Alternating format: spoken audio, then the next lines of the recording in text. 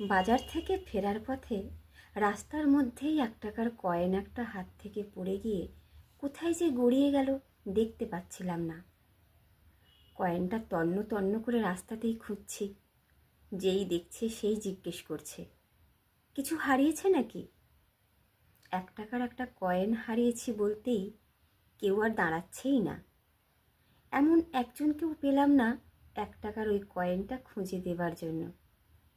কেউ কেউ আবার 1 টাকা খুঁজছি শুনে অবজ্ঞা করেই চলে গেল। আমি তখন খুঁজেই চলেছি। একজন এসে আবার জিজ্ঞেস করলো, কি হারিয়েছে দাদা? আমি এবার বললাম, সোনার আংটি। সোনার আংটি শুনে সে ব্যক্তি থমকে গিয়ে বলল, সোনার আংটি কোথায় পড়েছে? ভালো করে খুঁজুন। বলে সে নিজেই খুঁজতে শুরু করলো। এরপর যতজন জিজ্ঞেস করছে প্রত্যেককেই ওই ব্যক্তি বলতে শুরু করেছে, আরে একটা সোনার আংটি হারিয়ে গেছে। সোনার আংটি শুনে কেউ আর চলে যাচ্ছে না। দেখি সকলেই খুঁজতে শুরু করেছে। আস্তে আস্তে ভিড় বাড়তে শুরু হলো। খোঁজা মানে চিরুনি তল্লাশি করে খোঁজা চলছে।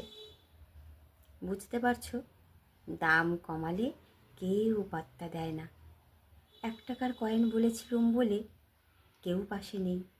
যেই বললাম সোনার আংটি, আশেপাশে তখন লোকজনের মেলা। নিজেকে সস্তা করে ফেললে তার মূল্য কোথাও নেই।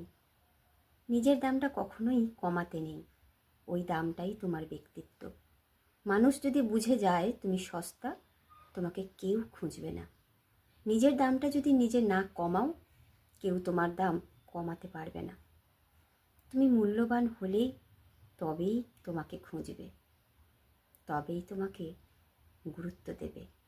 কলমে সরজিৎ ঘোষ, কণ্ঠে শ্রাবণী।